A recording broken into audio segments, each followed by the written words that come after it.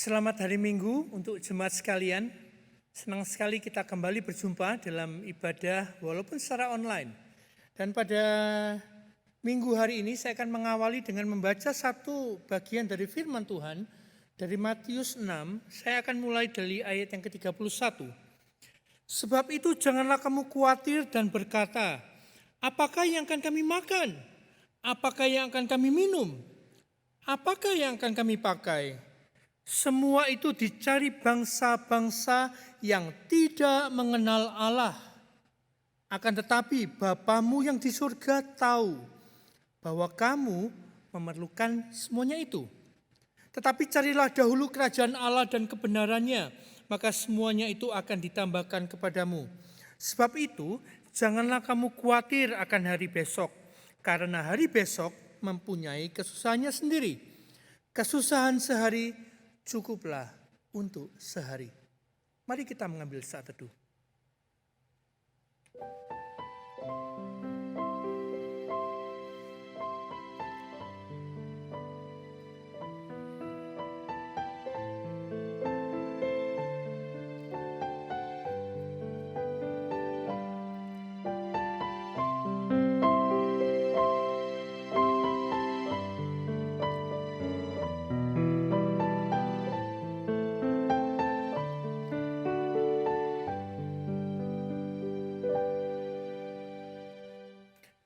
Mari kita bersama-sama berdiri. Marilah walaupun kita dalam kondisi yang terhimpit dengan berbagai macam kesulitan dan kesusahan, kita tetap mengingat bahwa pertolongan kita adalah dalam nama Tuhan yang menjadikan langit dan bumi. Amin. Tuhan besertamu. Mari kita bersama-sama memuji Tuhan karena namanya penuh kuasa. Namanya ajaib, namanya indah, namanya yang terindah, Yesus Tuhan.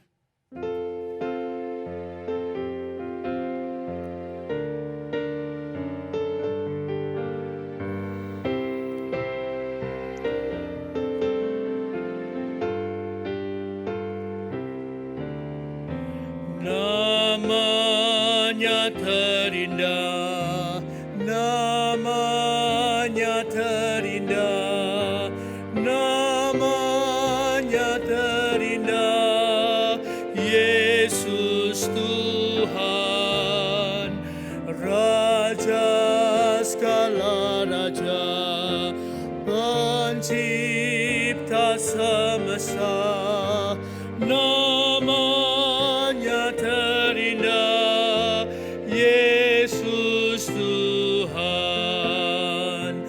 Gembala yang baik, batu karang teguh, Allah Maha Kuasa.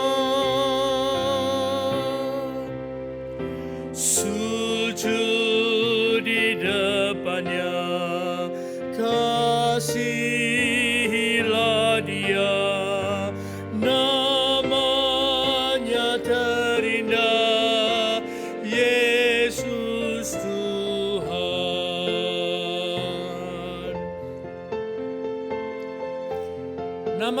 Nama Tuhan kita Yesus Kristus memiliki banyak makna. Gembala yang baik, batu karang yang teguh, yang kokoh, dan Dia adalah Allah yang Maha Kuasa. Mari kita bersama-sama datang kepada Tuhan kita, Sang Gembala yang agung. Batu karang yang kokoh tempat kita berpijak, dan Allah yang Maha Kuasa yang telah menciptakan alam semesta dan segala isinya. Mari kita bersama-sama kembali memuji namanya yang agung. His name is wonderful. His name is wonderful. His name is wonderful. His name is wonderful. Jesus my Lord. He is the mighty King, Master of everything. His name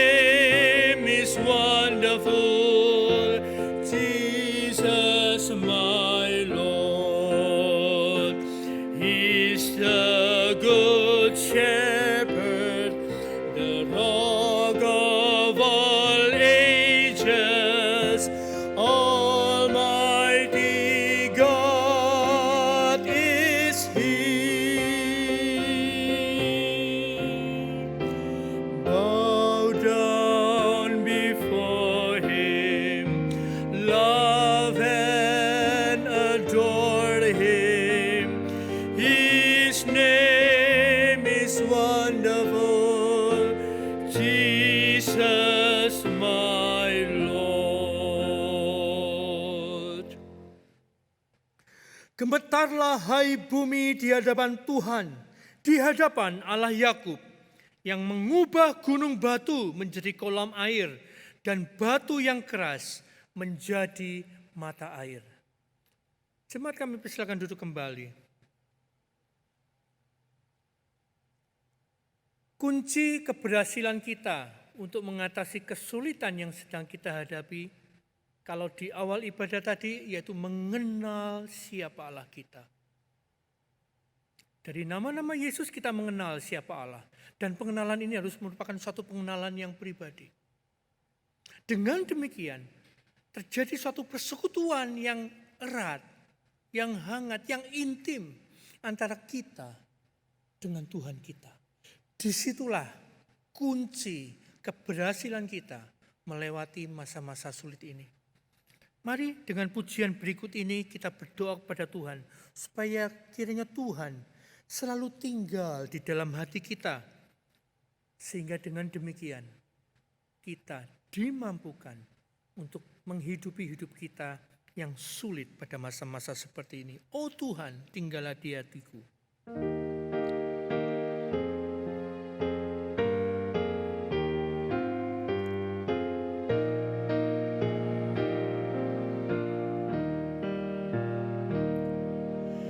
Oh Tuhan, tinggallah selalu di dalam hatiku, agar aku terlepaslah dari segala dosa. Oh Tuhanku, tolong daku, pilih kelemahanku. Dengan terang-Mu lenyapkanlah segala bayang mautku. Bila terang-Mu bercahaya, lenyaplah jahatku. Dan terang-Mu terpancarlah melalui diriku. Oh Tuhanku, tolong daku, pilih kelemahanku. Dengan terang-Mu lenyapkanlah segala bayang mautku. Urapilah aku ini dengan kuasa Roh-Mu. Penuhilah hamba ini dengan api kasih. Oh Tuhanku, tolong daku, pilih kelemahanku.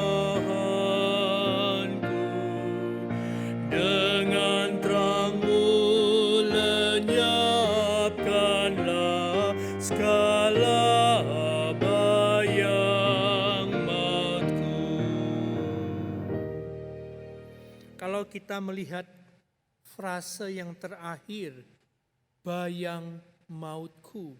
Tentunya kita akan mengingat Mazmur 23.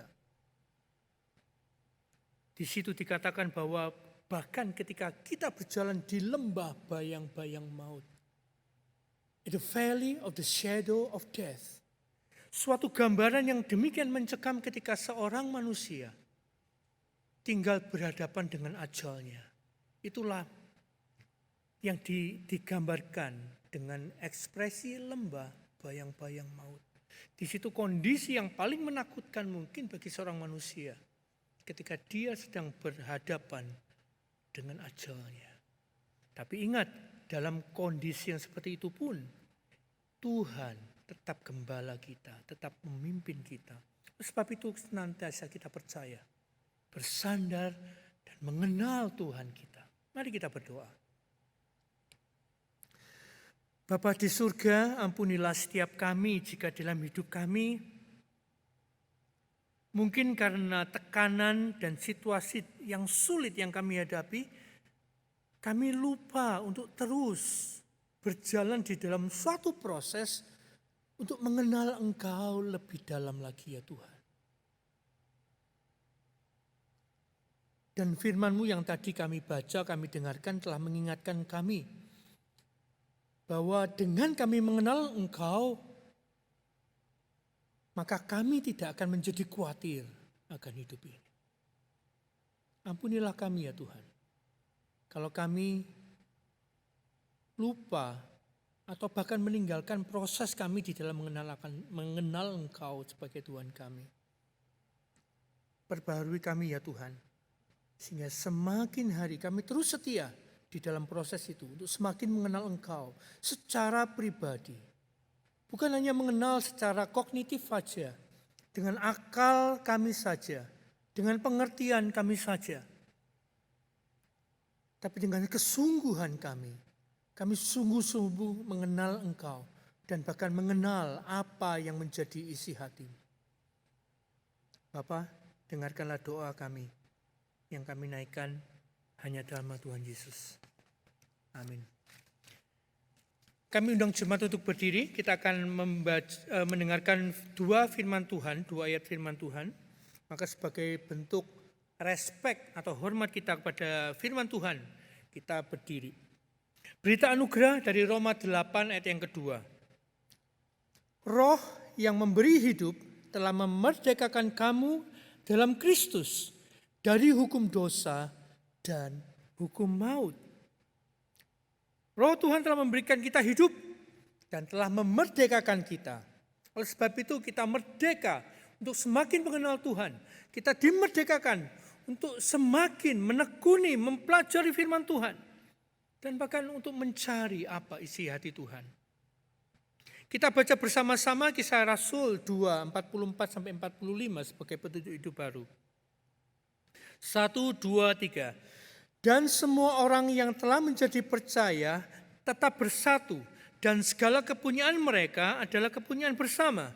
Dan selalu ada dari mereka yang menjual harta miliknya, lalu membagi-bagikannya kepada semua orang sesuai dengan keperluan masing-masing. Ini adalah teladan dari orang-orang percaya pada gereja mula-mula, bagaimana mereka berbagi satu dengan yang lain. Jemaat kami silakan duduk kembali. Tentunya ketika kita belajar dari orang-orang Kristen pada zaman gereja mula-mula, mereka bisa melakukan itu karena terlebih dulu kasih Allah telah melawat mereka, kasih Allah telah mereka alami sehingga akhirnya kasih itu mereka wujud nyatakan. Dengan mengasihi sama mereka, sesama orang percaya, mereka saling berbagi apa yang menjadi kepunyaan mereka. Bukan berarti mereka kaya loh. Tapi mereka dalam segala keterbatasannya tetap dengan sukacita, dengan kasih, berbagi satu dengan yang lain. Mari kita belajar dari bahasa kasih Allah itu. Ya, tentunya kita sudah tahu 1 Korintus 13 dan kita akan menyanyikan lagu itu, bahasa kasih-Mu.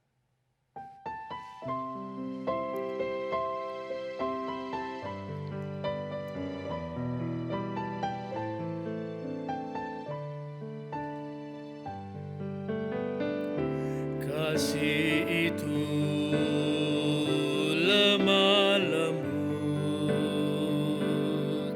serta sederhana. Kasih itu rendah hati, sabar menderita.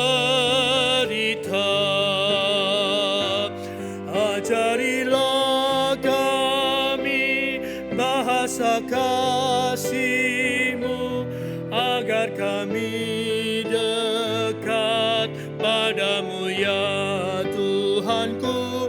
Ajarilah kami bahasa kasih-Mu, agar kami dekat padamu. Andaikan aku lakukan yang luhur mulia, jika tanpa kasih cinta hampa tak berguna. Ajarilah kami bahasa kasih-Mu, agar kami dekat padamu ya Tuhanku. Ajarilah kami bahasa kasih-Mu, agar kami dekat padamu. Mari kita berdiri untuk bait yang ketiga.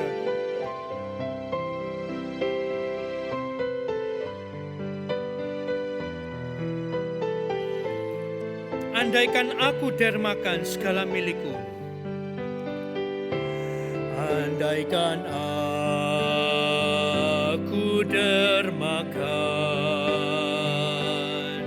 segala milikku, tapi hanyalah kasih-Mu sanggup membahagiakan. Ajarilah kami bahasa kasih-Mu, agar kami dekat padamu ya Tuhanku. Ajarilah kami bahasa kasih-Mu, agar kami dekat padamu.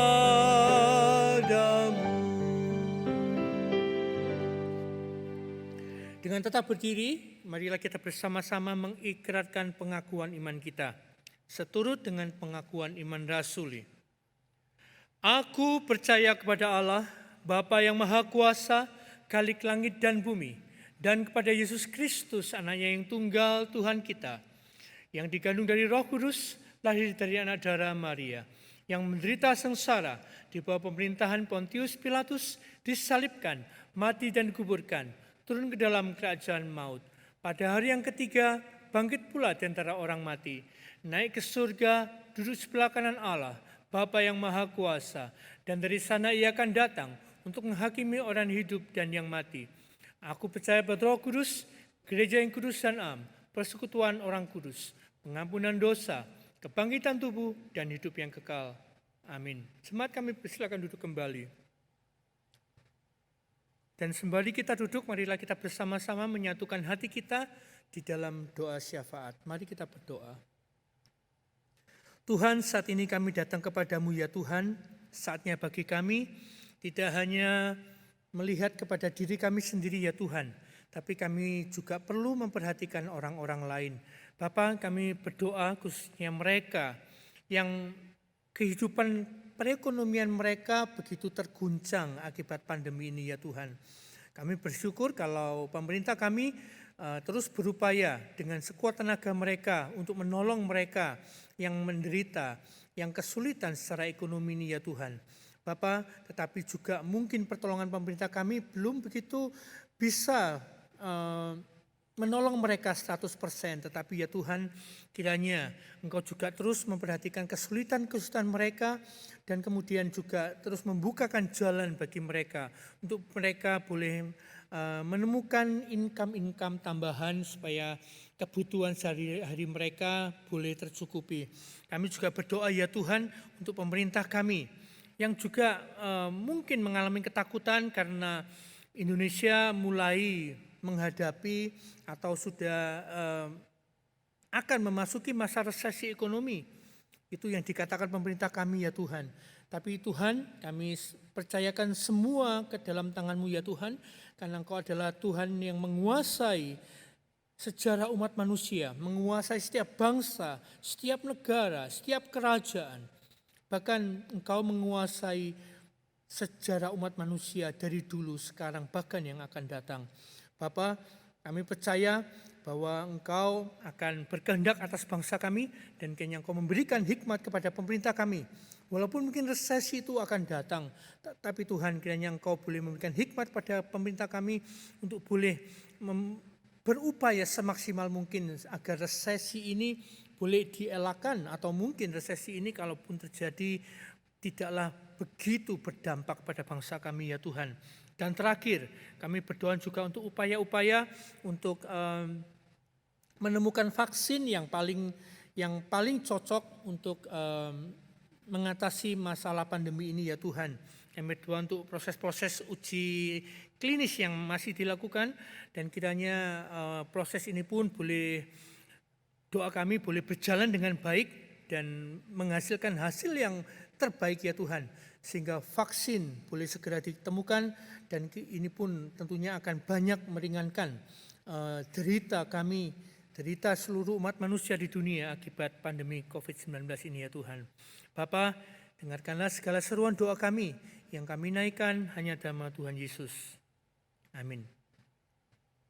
Jemaat sekalian, kita bersyukur karena pada kesempatan ini kita akan mendengarkan paparan firman Tuhan yang akan disampaikan oleh penginjil Calvin Renata. Kepada beliau kami silakan. Selamat hari Minggu Bapak Ibu sekalian yang dikasihi Tuhan. Bersyukur hari ini saya boleh kembali berada di tengah-tengah saudara untuk membagikan kebenaran firman Tuhan. 大家星期日快乐，感谢神，今天可以在这里，可以在你们当中来分享神的话。 Mari kita berdoa. 让我们低头祷告。 Tuhan, kami sekali lagi menyerahkan diri kami karena sebentar akan merenungkan dan mendengarkan firman-Mu. 神啊，我们这个时候把我们每一个人都放在你的手中，我们再过一下要聆听你的话语。 Meskipun kami tidak bisa hadir di rumah Tuhan secara langsung, 虽然我们不能够直接来到圣殿里面来敬拜 tetapi kami 你， percaya bahwa Tuhan tetap hadir di rumah kami masing-masing. 但是我相信神你临格在我们每一个人的家庭里面。 Dan Tuhan memberkati pemberitaan firman pada saat ini. 求你再一次祝福今天传讲信息的时间。 Di dalam nama Tuhan kami Yesus Kristus kami berdoa. 我们祷告是奉主耶稣基督的圣名祷告， Amin. 阿门。 Saudara sekalian, mari kita membuka Lukas pasal 17 ayat yang ke-7 hingga ayat yang ke-10 yang akan menjadi dasar perenungan kita. 请我们翻开我们的圣经，在路加福音第17章第7节到第10节。 Saya akan membacakan terlebih dahulu dalam bahasa Indonesia, kemudian akan dilanjutkan di dalam bahasa Mandarin. Siapa di antara kamu yang mempunyai seorang hamba yang membajak atau mengembalakan ternak baginya, akan berkata kepada hamba itu setelah ia pulang dari ladang, mari segera makan. Bukankah sebaliknya, ia akan berkata kepada hamba itu, sediakanlah makananku, ikatlah pinggangmu dan layanilah aku sampai selesai aku makan dan minum. Dan sesudah itu engkau boleh makan dan minum. Adakah ia berterima kasih kepada hamba itu? Karena hamba itu telah melakukan apa yang ditugaskan kepadanya.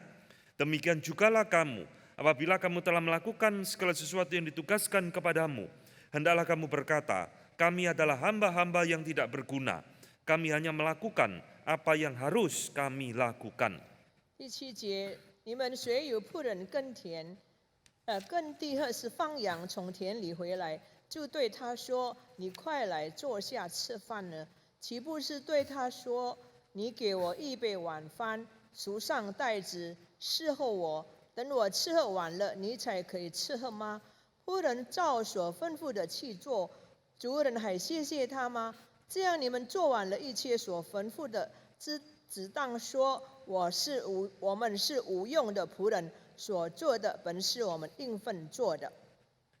Saudara sekalian, pelayanan dan kehidupan orang percaya adalah dua hal yang tidak bisa dipisahkan. 那么一个人的服侍是不能够跟信徒脱节的。 Karena salah satu tujuan Tuhan menciptakan manusia pertama-tama kali adalah untuk melayani Dia, saudara. 因为神创造万物的时候，他的目的就是为了来荣耀他的圣名。 Tuhan menciptakan malaikat di sorga untuk melayani Tuhan di sorga. 那么呢，上帝创造天使在天上，唯有服侍他在天上 Dan。Tuhan menciptakan kita manusia di bumi untuk melayani Dia ketika kita berada di bumi ini. 那么同样，上帝创造我们在这个地上，就是围绕在地上，让我们可以服侍他。 Tapi saudara, pelayanan yang mestinya begitu indah ini mengapa seringkali menjadi sumber konflik di dalam gereja? 但是为什么常常这么美的服侍，常常会造成在教会里面一个很大的摩擦 Karena banyak 呢？ orang melayani itu dengan konsep tentang citra diri seorang pelayan yang salah, saudara. 因为有很多人他们对这个服侍这个观念有错误的观念。 Saudara, kita mesti mengingat bahwa pelayanan itu bukan sekedar mencari kesibukan. 那么我们必须要记得，我们服侍神，并不是为了要寻找忙 Bahwa 碌， pelayanan itu bukan juga sekedar kita berkegiatan di dalam gereja. 那么也并不是让我们在教会里面有活动。 Pelayanan ada satu persembahan hidup orang percaya kepada Tuhan. 那么服侍呢，是我们信徒呢对神的一个完全的这个侍奉。 Setelah dia ditebus menikmati anugerah Tuhan, semestinya seorang Kristen itu memperhatikan atau mempersembahkan hidupnya di dalam pelayanan. 那么当一个人已经相信了主的时候，那么他应该在他的生命当中有完全的这个服侍的。 Maka penting saudara, pada pagi ini atau pada saat ini kita akan mempersiapkan, merenungkan bagian firman Tuhan, bagaimana kita bisa menjadi seorang pelayan yang baik di hadapan Tuhan. 那么今天我们必须要思考，我们怎样在神面前成为一个好的服侍者呢？ Dan Lukas 17 yang tadi kita baca ini merupakan satu bagian yang begitu indah yang Tuhan Yesus ajarkan kepada murid-muridnya. 那么刚才我们所读的经文是一个很好的教训，是主耶稣当时对门徒的一个教训。 Dan perumpamaan ini hanya dicatat di dalam Injil Lukas, tidak di dalam Injil-Injil yang lain, saudara. 那么这段经文没有在别的福音书里面记载， Paling 只有 tidak 在 ada 路加 empat 福音。 hal, ada 4 hal yang akan kita renungkan dari bagian firman Tuhan ini. 那么透过这段经文，至少有4样的事，我们应该有思考的事情。 Saudara, bagaimana kita bisa memiliki hati sebagai seorang pelayan Tuhan yang tanpa pamrih? 那我们怎样让我们每一个信徒在生活当中有一个武士的这个服 Yang 侍 pertama 呢？ saudara, bagian ini mengingatkan kepada kita bahwa seorang pelayan itu harus memiliki jiwa seorang hamba. 那么同样，让我们必须要记得，我们每一个服侍者必须要记得，我们应该要有一个仆人的心态。 Saudara, hamba di dalam bahasa Yunani doulos itu seorang yang telah dibeli oleh tuannya. 那么这个仆人呢，在原文是 doulos， 那么就是因为主人已经买属了他。 Dibeli bukan untuk enak-enakan saudara, 那么他买不是为着要享受， tetapi untuk melayani tuannya seumur hidupnya. 但是就是买他，就是为要让他可一生在那边服侍他的主人。 Dan seorang budak itu adalah seorang yang kehilangan hak atas dirinya sendiri. 那么一个仆人呢，他是舍弃他自己的自由权。 Maka saudara, ketika kita mendengar kata hamba ini, kita harus ingat baik-baik, ini sesuatu yang melekat di dalam diri seorang pelayan Tuhan. 那么当我们听到这个仆人这句话，应该成为我们在脑海当中有的这个存记的观念。 Seorang pelayan yang menjadi hamba berarti dia tidak mencari kemuliaan dirinya, saudara. 那么一个仆人呢，如果他服侍的时候，他不是为着要荣耀他自己。 Seorang pelayan yang menjadi hamba, dia tidak menganggap dirinya itu lebih hebat dari orang lain. 那么一个仆人呢，他不以为自己比别人更棒。 Bahkan ketika kita menjadi seorang pelayan yang memiliki jiwa seorang hamba, dia tidak menuntut apa-apa dari tuannya. 那么甚至于当我们成为一个仆人的时候，我们没有对主人有所要求的。 Saudara, itulah arti menjadi seorang hamba. 那么这就是成为仆人的拥有的一个 Dia 心 tidak 态。 mencari pujian tuannya. 那么不是要得主人的称赞， Dia tidak mencari muka bagi tuannya. 也不是在那边在主人面前找面子， Dia hanya sekedar melakukan apa yang menjadi tugas karena dia tahu dan sadar dia hanya seorang hamba. 因为他知道他是一个仆人，所以他尽这份的去做。 Saudara, inilah yang Tuhan Yesus ingin tekankan pertama kali di dalam bagian yang tadi kita baca. 那么这是主耶稣在这里有第一个强调的地方。 Maka ini juga menjadi satu peringatan bagi kita yang melayani Tuhan, saudara. 那么这也应该成为我们每一个服侍的应该有的这个提醒。 Kita bisa aktif di dalam pelayanan. 我们在这个侍奉当中，我们可以很热心的， Tapi pada saat yang sama kita bisa kehilangan jiwa seorang hamba. 但是呢，我们常常也舍弃了这个仆人的这个心态。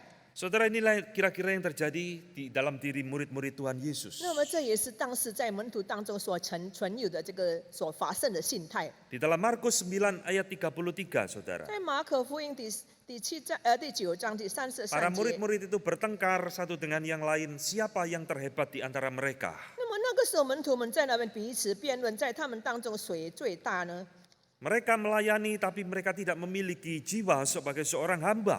他们在那边服侍，但是他们却没有一个仆人的心态 Dan。itu bukan terjadi satu kali, saudara. 那么不是一次两次发 Di 生。 dalam Lukas 22 pada saat perjamuan kudus mereka juga masih mempeributkan siapa yang terbesar di antara mereka. 在路加福音第22章也在那边记载说，他们在那边争论谁最伟大。 Saudara-saudara, maka Tuhan Yesus kita ingat mengambil seorang anak kecil lalu menjadikan contoh bagi 所以那 mereka. 个时候主耶稣就叫一个小孩成为一个例子。 Barang siapa yang ingin menjadi terbesar, dia harus justru menjadi seorang seperti anak-anak. 那么在你们当中，谁愿意伟大，他就要成为一个孩子一样的样式。 Saudara, apa yang dilakukan oleh murid-murid ini berbanding terbalik dengan Yohanes Pembaptis, saudara. 那么这些门徒们所做的，跟施洗约翰所做的，其实反过来的心态。 Yohanes Pembaptis adalah seorang pelayan yang luar biasa. 那么施洗约翰呢，他是一个特别的、很好的一个服侍者。 Bahkan ketika sebelum Tuhan Yesus melayani, Yohanes Pembaptis sudah lebih dikenal banyak orang. 那么甚至主耶稣还没有出来侍奉的时候，很多人已经认识了施洗约翰。 Dan Yohanes Pembaptis berbeda dengan murid-murid memiliki jiwa sebagai seorang hamba. 那么施洗约翰跟门徒们不一样，他们拥有一个仆人的心态。 Nah, ketika Tuhan Yesus muncul, dia tidak menganggap Tuhan Yesus itu sebagai saingan di dalam pelayanannya. 所以当主耶稣开始出现在那边传道的时候，他不认为这个主耶稣成为他的竞 Dia 赛者， mengatakan Tuhan Yesus harus semakin besar dan aku harus semakin kecil. 但是他却说他要伟大，我却要更小。 Saudara, inilah jiwa seorang pelayan yang memiliki hati sebagai seorang hamba. 那么这就是拥有一个仆人心态的精神。 Maka kita perlu belajar, saudara, di dalam sebuah pelayanan itu tidak ada yang lebih hebat satu dengan yang lain. 所以让我们彼此学习，在我们的侍奉当中，没有一个人认为自己比别人更 Tidak 棒， ada juga yang kurang hebat satu dengan yang lain. 也没有认为别人比我们更差。 Maka Paulus di dalam 1 Korintus 12 itu memakai ilustrasi tubuh manusia di mana satu dengan yang lain saling membutuhkan, saling melayani. 那么呢，保罗在哥林多书信也在那边讲述，我们是基督的肢体，我们彼此需要配搭。 Maka saudara, seorang pelayan yang memiliki hati seorang hamba, So, dia ika itu rin- tidak akan merasa berjasa apa-apa. 所以一个人如果他拥有一个仆人的心态，他就不会觉得自己是立功劳。 Jikalau kita di dalam melayani Tuhan, kita sering berpikir kalau tidak ada aku, pelayanan akan kacau. 若是在侍奉当中，我们认为若没有我的话，那么一切的侍奉就会乱七八糟。 Kalau tidak ada aku, pelayanan tidak akan jalan. 那么若没有我，那么这个侍奉不能够一直走下去的。 Berarti kita melayani bukan dengan jiwa sebagai seorang hamba. 那么表示说，这种服侍不是你拥有一个仆人心态的一个服 Karena di 侍。 dalam ayat tadi yang kita baca, hamba itu berkata, kami hanya melakukan apa yang harus kami lakukan. 因为透过刚才的经文在那边说，我们所做的是我们应当做的。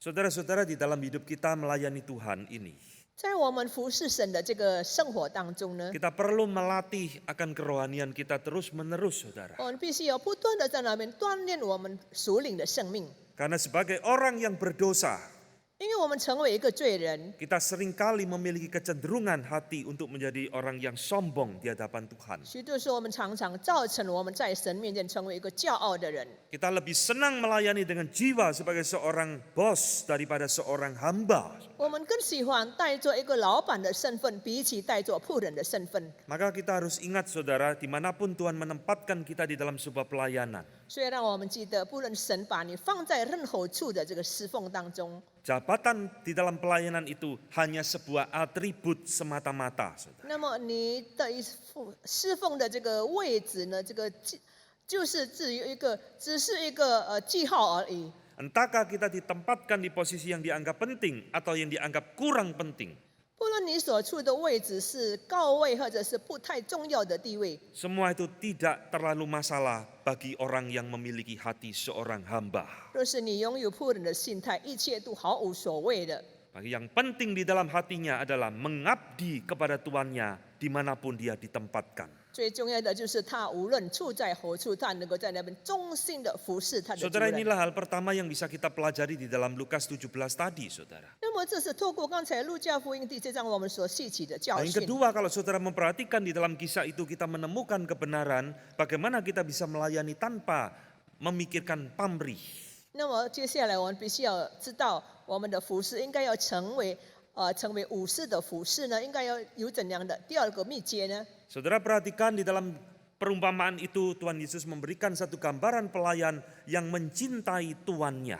那么在这里呢，在主耶稣给我们一个很好的描绘，就是有一个爱主人的心。 Maka saya sebut sebagai seorang pelayan yang baik harus mencintai yang dilayani.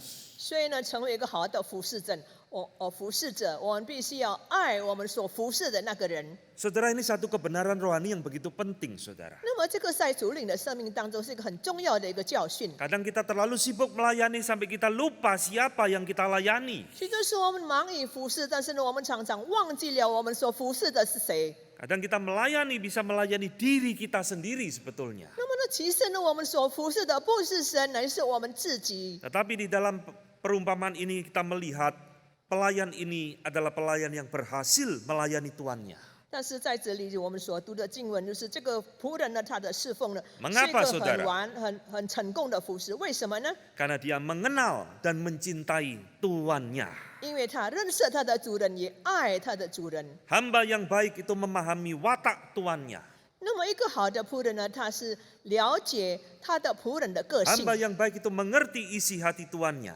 他的主人的个性，他很了解的。 Saudara, di dalam pelayanan kita kepada Tuhan, kita tidak mungkin bisa memberikan yang terbaik kepada Tuhan kita. 那么呢，在我们的服侍当中，我们不能够把最好的献给我们的主。 Kalau kita tidak mencintai Tuhan kita. 若是我们没有爱我们的主的心的话， Ketika Tuhan Yesus melayani, dia ditanya, apakah hukum yang paling utama Tuhan? 那么当主耶稣在服侍当中，有人问他最大的诫命是什么呢？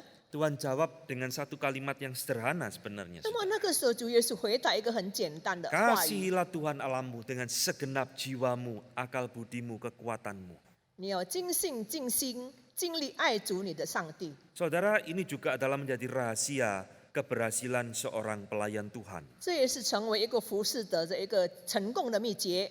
Sampai sedalam apa kita mencintai Tuhan, saudara, 那 dalam 么今 hidup 天你 kita. 爱神的程度到何程度呢？ Itulah yang akan menentukan keberhasilan seorang pelayan. 那么就决定了一个仆人的服侍的成功。 Saudara, di dalam hidup Daud ada satu peristiwa yang sangat menyentuh hati saya. 那么呢，在大卫的生活当中，一样是真的很触动了我的心。 Peristiwa itu dicatat di dalam 2 Samuel 23 ayat ke-15, saudara. 那么是在撒母耳记下在那边记载的。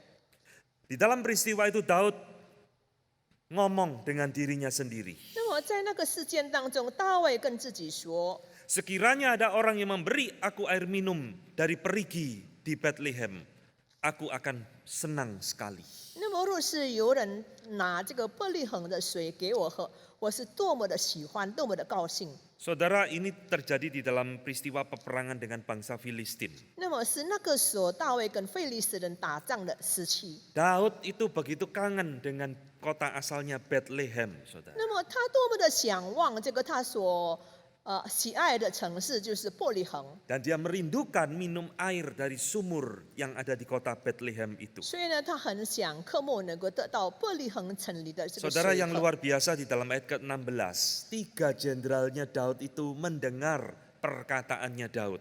那么有6位这个大卫的勇士，他听见大卫所讲的话， Lalu mereka diam-diam pergi meresikokan dirinya kembali ke kota Bethlehem untuk mengambil cuma sekedar air kepada Raja Daud. 所以他就暗暗的，就是跑到伯利恒在那边，把这个水拿来给这个大卫。 Padahal Daud tidak pernah memerintahkan mereka, saudara. 他冒生命的危险去，其实大卫那个时候没有命令他这么做， Mereka mau memberikan yang terbaik. Mereka Masa- mau meresikokan diri karena mereka mencintai tuannya. 但是因为他爱他的主人的缘故，所以呢，他愿意冒险去这么做。 Saudara, ketika mereka membawa perigi yang berisi air itu, Daud sangat kaget luar biasa. 所以当他们把这个伯利恒的水带在一个水袋里面带给大卫的时候，大卫感到很吃惊。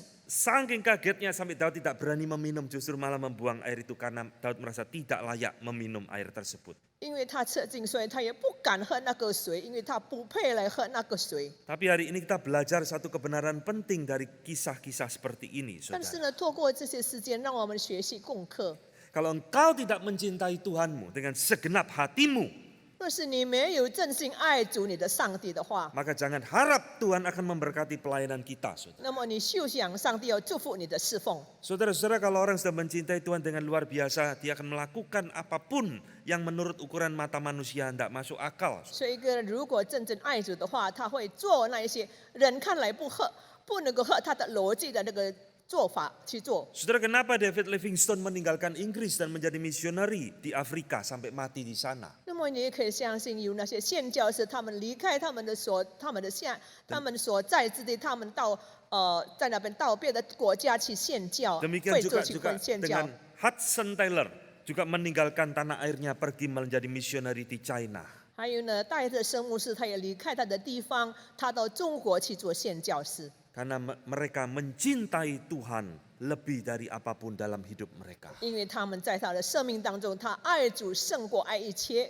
Saudara-saudara, mencintai Tuhan di dalam pelayanan itu begitu penting, luar biasa. 那么爱主的心在我们的侍奉当中是一个很重要的一个秘 Karena 诀。 kalau seorang pelayan tidak mencintai tuannya, tidak mungkin ada kesetiaan, saudara. 那么若是一个人他没有真正爱主人的心的话，那么他就没有忠诚的心来做。 Saudara, inilah yang terjadi dengan seorang pelayan rekan kerja Paulus yang bernama Demas.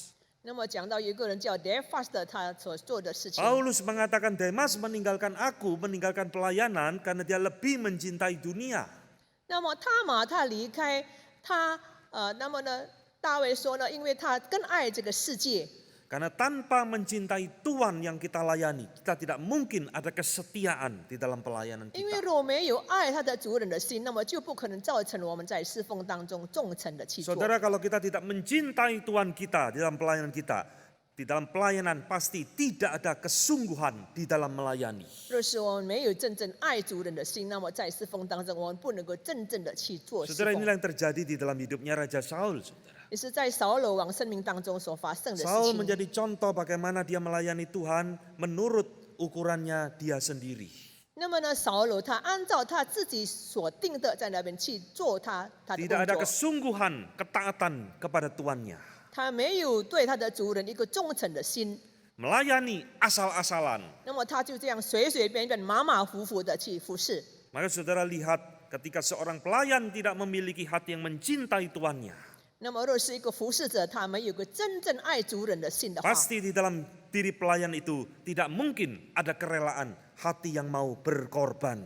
那么就没有一个甘心情愿为主人牺牲的一个心态。 Saudara-saudara, apa yang membuat hidup Rasul Paulus begitu luar biasa dipakai oleh Tuhan? 那么什么因素造成在这个扫罗在他的生命当中那么大大的被神使用呢？ Dia sudah mencapai pada satu titik kerohanian lebih mencintai Yesus daripada dirinya sendiri. 因为他已经达到了一个顶点，他爱主胜过爱自己。 Maka dia mengatakan hidupku ini bukannya aku lagi, tapi Kristus yang hidup di dalam aku. Saudara. 所以他在那边说：“我现在活着的不再是我，乃是基督在我里面活 Nah, 着。” prinsip kedua ini begitu penting di dalam diri seorang pelayan Tuhan. 那么呢，一个爱主人的心在服侍者当中是一个很重要 Kita 的一个 harus 秘诀。 belajar untuk terus semakin mencintai Tuhan dalam hidup kita, 是 saudara. 啊，你应该不断的学习，在生命当中更加的爱我们的主人， Bukan justru kita semakin lama makin mencintai dunia ini. 不是造成我们越来越爱这个世界。 Saudara, di dalam 1 Yohanes 12, 1 Yohanes 2 ayat 15, Yohanes di situ mengatakan satu kalimat, jika kita mengasihi dunia, kita tidak mungkin bisa mengasihi Allah Bapa 那 kita. 么在约翰书信里面也说，若是我们没有爱主的，若是我们没有爱主的心，若是我们没有爱主的心，那么爱世界的心不在，就在我们里面了。 Saudara, inilah gambaran dari hamba yang Tuhan Yesus gambarkan di dalam Lukas pasal 17 ini. 那么也是在路加福音第17章里面的一个描绘。 Dia seorang pelayan yang begitu mencintai tuannya, saudara. 那么他是一个仆人，他多么的爱他的主人， Dia tidak menuntut haknya apa-apa. 他没有在那边要求在那边他应当得的权利。 Dia tidak ngomel dan tidak pernah mengeluh, semua tugas yang diberikan diselesaikan dengan baik semua. 他没有在那边发牢骚，也没有叹气，他就是在那边尽责的去做。 Saudara-saudara, kalau kita ingin pelayanan kita diberkati oleh Tuhan, 那么今天若是你愿意让你的服饰可以蒙主的祝福 kita 的 harus 话， memiliki bukan sekedar pelayan yang memiliki jiwa sebagai seorang hamba saja, 那我们不是单单要拥有一个仆人的心态， tetapi seorang pelayan yang juga mencintai tuannya. 但是成为一个仆人应该要有一个爱主的心。 Saudara, poin yang ketiga, apa yang bisa kita temukan dari Lukas 17那 ini? 么第三点，从这个路加福音17章，我们可以找到什么秘诀呢？ Pada waktu seorang pelayan itu bisa melayani dengan totalitas hidupnya, dia tidak akan memikirkan pamrih apa-apa di dalam hidupnya. 那么当他可以知道服侍的时候，那么呢，他就没有要求代价的去服 Maka 侍。 ini poin ketiga yang kita temukan di dalam kisah Lukas 17 ini, saudara. 那么在这个路加福音第17章里面呢， Saudara perhatikan Tuhan Yesus di situ menggambarkan seorang hamba, seorang pelayanan yang luar biasa sekali, saudara. 那么在这里描绘一个真正完全服侍的一 Dia 个仆人。 melakukan pekerjaan di luar rumah, membajak dan menggembalakan. 那么他就是在家外那边去做耕田啊 Sudah，lelah pekerjaan di Panjang lah. luar rumah selesai, masuk ke dalam rumah belum berhenti, saudara. 那么呢，他刚刚耕田，又刚刚放羊，从田里回来，还没有休息， Digambarkan dia harus melayani tuannya, mempersiapkan makan dan sebagainya. 在这边描绘他必须为他的主人预备食物吃， Selalu mendahulukan tuannya. 就是让这个主人为首， Tidak pernah memikirkan dirinya sendiri. 没有为自己着想。 Ini adalah pelayan yang melayani dengan totalitas hidupnya. 那么就是他完整生命的一个服侍。 Seorang pelayan yang melayani dengan totalitas, saudara sekalian. 那么一个人如果他有一个真正完整的服侍的话， Dia akan menyelesaikan semua tugas yang diberikan tuannya itu dengan sungguh-sungguh. 那么他就会真心的来去完成主人所命令他做的。 Sebaik mungkin, sesempurna mungkin. 所以他尽力的、尽善尽美的去做。 Dengan kata lain, seorang pelayan dan seorang hamba itu harus bertanggung jawab dengan pelayanannya. 那么换句话说，就是一个服侍的必须在他的侍奉当中有一个责任感。 Saudara, pada waktu kita menerima sebuah pelayanan apapun itu, 那么今天若是我们接受不论任何什么服侍的 saudara 话， harus mengerjakan pelayanan itu dengan totalitas hidup kita. 你必须要把你的整个生命完全献上的去做。 Jangan ada kata lagi, oh saya lupa. 那么你千万不要在那边说我忘记了， Oh mestinya dia yang melakukan. 那么应该他做的。 Seorang pelayan, saudara 那 sekalian, 么一个服侍者呢， bukan sekedar dia harus belajar mencintai tuannya.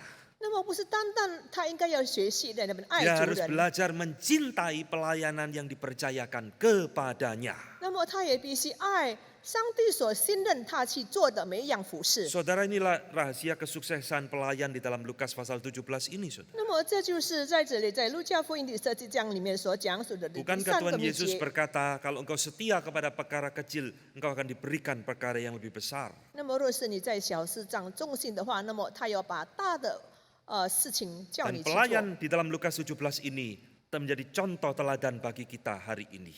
那么今天在这里所讲的这个服饰，应该成 Bagaimana 为我 saya 们 bisa 的榜 melayani 样， dengan totalitas dalam hidup kita? 在我们的生命当中，应该有完整这个线上的这个侍奉。 Membutuhkan satu dedikasi komitmen yang kuat di dalam diri kita.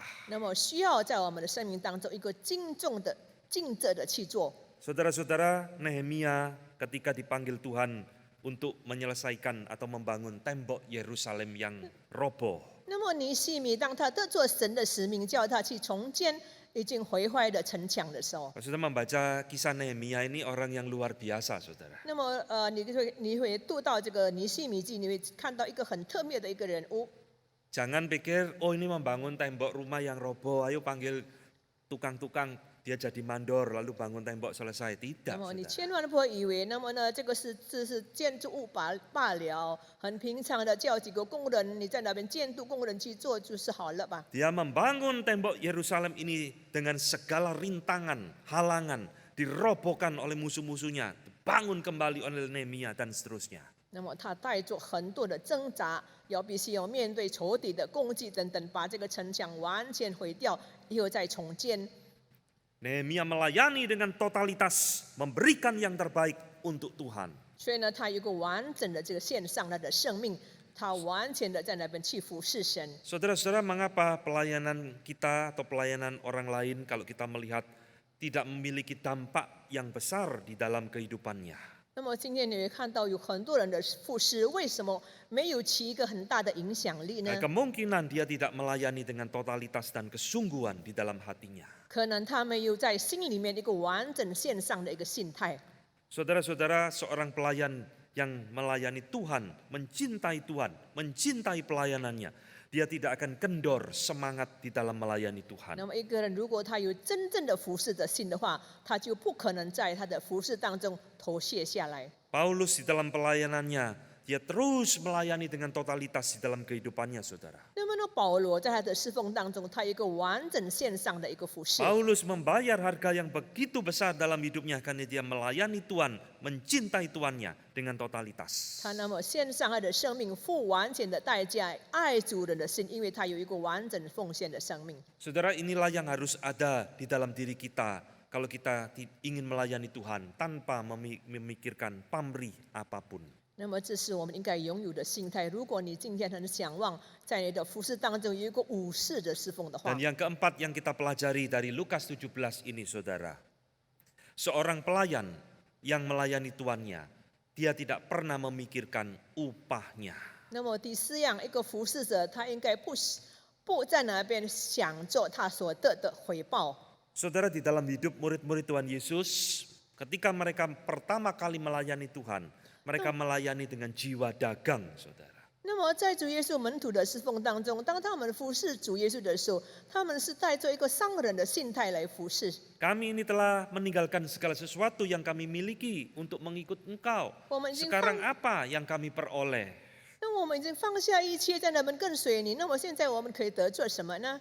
Saudara, kalau kita membandingkan dengan Lukas 17 ini, pelayan ini, hamba ini tidak pernah berbicara tentang upah, saudara. 那么若是跟这个刚才路加福音里面的仆人来比较的话，他没有讲到关于他的工资待遇。 Bahkan di dalam ayat itu dikatakan, kami hanya seorang hamba yang tidak berguna. 甚至在这里，在最后一节说，我们是无用的仆人。 Coba saudara bayangkan, hamba ini, pelayan ini begitu hebat loh, saudara, pelayanannya 所 kepada 以你 tuannya. 可以想象，这个仆人他的侍奉是那么的棒。 Tapi justru Tuhan Yesus mengajarkan, kau harus berkata, kami ini hanya hamba yang tidak berguna. 但是主耶稣却教导我们，叫我们知道，我们是一个无用的仆人， Dan kami hanya melakukan apa yang harus kami lakukan. 所做的本是我们应分做的。 Jadi saudara, pelayanan itu bukan untuk bangga-banggaan, saudara. 那么呢，我们服侍并不是为着要高抬自己， Pelayanan itu juga bukan untuk memikirkan apa upahku setelah aku melayani. 那么我们的服侍应该不在那边想着我服侍好了以后我得做什么回报。 Ini berbicara tentang motivasi seorang pelayan. 那么是讲到一个仆人侍奉的动机。 Saudara, banyak orang melayani Tuhan dengan motivasi supaya nanti setelah melayani hidupnya lebih makmur, 那么有很多人他在那边就是想望，就是我已经服侍好了，那么我的 diberkati 生活 Tuhan secara 就可以蒙 jasmani. 福，越来越发达。 Saudara, ini ada seorang pelayan yang tidak tulus hati di dalam melayani Tuhan. 这不是一个仆人拥有的心态，没有真 Paulus 心 berkata di 的 dalam 侍 2 奉。 Timotius 2 ayat 4, saudara. 那么在提摩太后书第2章第4节里面， Seorang 保罗说 prajurit yang sedang berperang tidak memusingkan dirinya dengan soal-soal penghidupannya. 那么一个人如果战士在前面打仗的时候，他没有为着他的生活在那边着 Supaya 想， dengan demikian ia bisa berkenan kepada komandannya. 所以让他这么做就可以忠信在他的这个跟他的领袖。 Ini satu gambaran diri seorang pelayan ketika melayani mestinya dia tidak memikirkan upah atau pahala yang akan dia terima. 那么就是描绘一个人服侍他，不应该在那边想得做怎样的回报。 Saudara, kita harus ingat untuk apa kita melayani Tuhan. 那我们必须要记得，我们是为着什么来服侍神呢？ Nah, melayani Tuhan itu bukan supaya kita dapat upah apapun itu. 那么我们服侍神，并不是为着怎样可以得着待遇， Tetapi melayani Tuhan tujuannya adalah supaya kita memuliakan Tuhan. 那么我们的动机就是要荣耀神的名。 Paulus melayani Tuhan begitu hebat, luar biasa. 那我们看见保罗他那么棒的、那么特别的、那么侍奉神， Tetapi di dalam 1 Korintus 9 ayat 18 dia mengatakan kalimat yang luar 但 biasa. 是在哥林多前书第9章，他讲了一个很特别的话。 Upahku adalah aku boleh memberitakan Injil tanpa upah. 那么呢，我可以无代价的在那边服侍神。 Saudara, kalimat ini mengindikasikan asal dia bisa memberitakan Injil, memberitakan Kristus, itu bagi dia sudah upah. 那么只要他能够传福音，这对他来说是一个这个是他得着的待遇。 Maka hari ini kalau kita bisa melayani Tuhan, saudara, itu sebenarnya satu upah di dalam hidup kita. 那么今天若是我们能够服侍神，这是上帝给我们的这个代价。 Itu satu hak istimewa yang Tuhan berikan kepada kita, anak-anaknya. 那么这是上帝给他的儿女一个特别的这个恩典、特别的特权。 Nah, pelayan ini menjadi contoh seorang hamba, seorang pelayan. Mestinya dia tidak pernah memikirkan apa yang aku dapat dengan melayani Tuhan. 那么应该成为一个榜样，就是我服侍神，并不是在那边想着我可以得做怎样的待遇。 Saudara-saudara, gereja zaman sekarang ini satu fenomena yang mengerikan luar 那 biasa. 么现今的教会有一个很令我们感到心痛的一个现象， Karena kalau kita tidak sadar, saudara, kita bisa terjebak kepada konsep pelayanan yang keliru. 那么如果我们不小心，我们常常跌落在错误的观念当中。 Bukan kita yang melayani Tuhan, justru Bukan. yang terjadi Tuhan yang kita panggil untuk melayani kita. 不是我们在那边侍奉主，乃是我们教主在那边服侍我们。 Tuhan harus melakukan banyak hal di dalam hidup kita. 那么主必须在我的生命当中做很多样的事情， Memberkati kita, membuat mujizat dan sebagainya dan sebagainya. 祝福我行神迹，还有其他。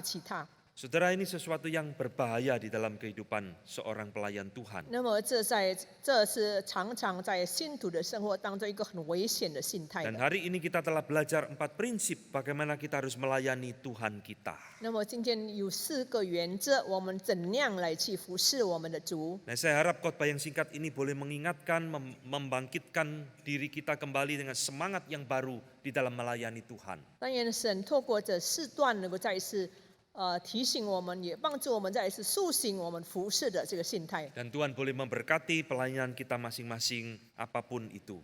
那么也让神祝福我们每一样的侍奉。 Mari kita tunduk kepala, kita berdoa. 让我们低头祷告。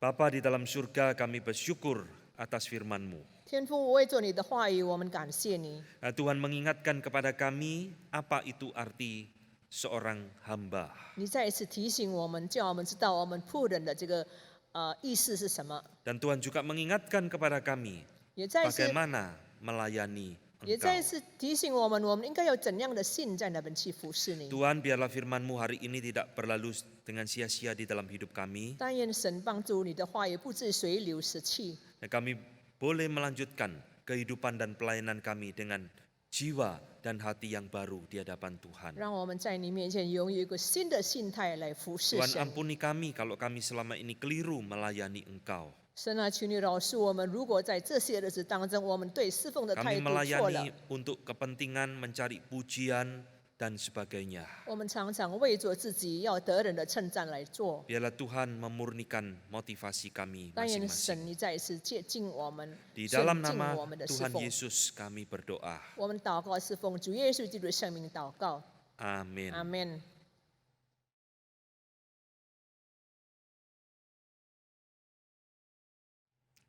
Terima kasih kami ucapkan kepada Bapak Penginjil Calvin Renata yang telah membagikan firman Tuhan kepada kita. Dan marilah kita bersama-sama meresponi firman Tuhan yang baru saja kita dengar dengan menyanyikan lagu Make Me a Servant, jadikan aku pelayanmu. Dan ini juga kesempatan bagi kita untuk memberikan persembahan. Informasi tentang bagaimana tata cara persembahan nanti Bapak Ibu bisa lihat bersama-sama pada layar monitor.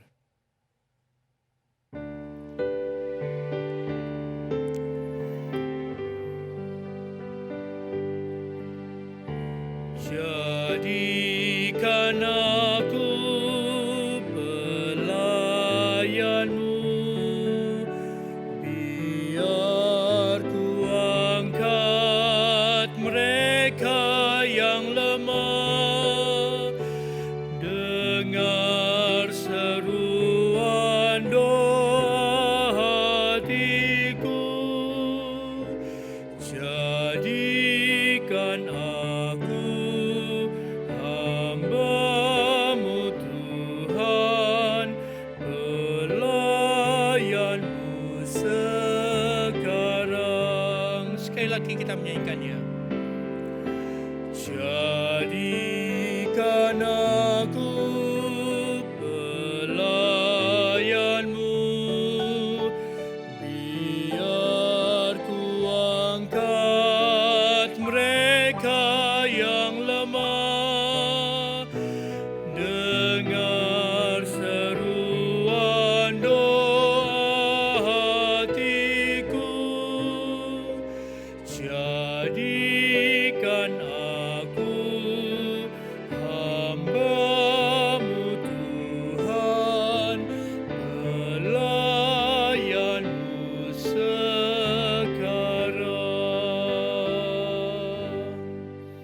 Mari kita bersama-sama berdiri, kita serahkan persembahan kita kepada Tuhan dalam doa. Tuhan, kami bersyukur dan bersukacita karena kami telah mendengarkan firman-Mu ya Tuhan. Dan kiranya firman-Mu ini pertama boleh menegur kami jika kami telah melakukan hal yang tidak sesuai dengan firman-Mu itu.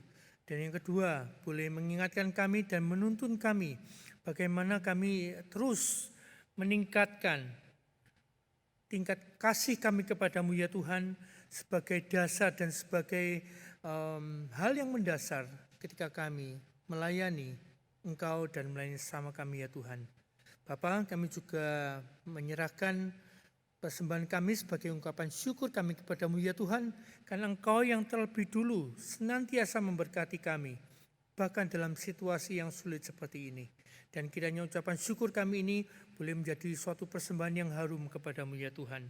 Terima kasih Bapa, ya doa kami yang kami naikkan dalam Tuhan Yesus. Amin. Dengan tetap berdiri, kita akhiri ibadah kita dengan nyanyi doksologi dan kemudian berkat oleh Bapak Pendeta Yohanes Chai.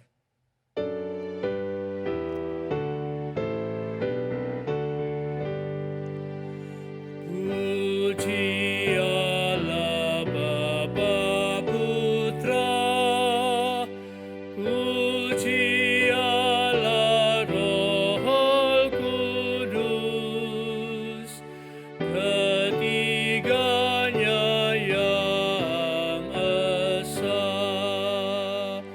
Mohon selamat sumber berkat. Amin.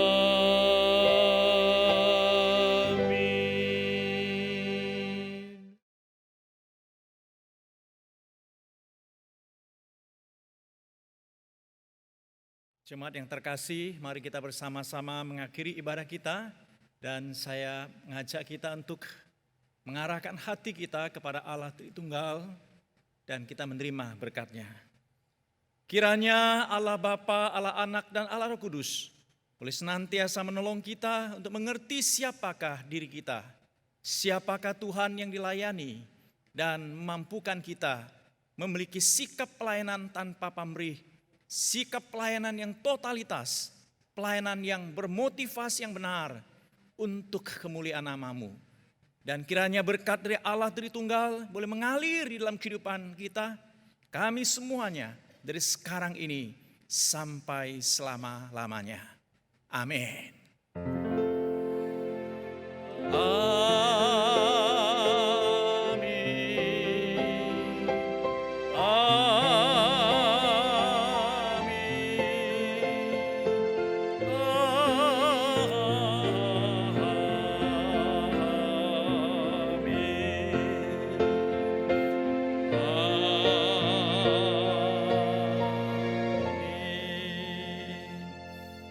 Kebaktian kita selesai, silakan duduk, silakan ambil saat teduh.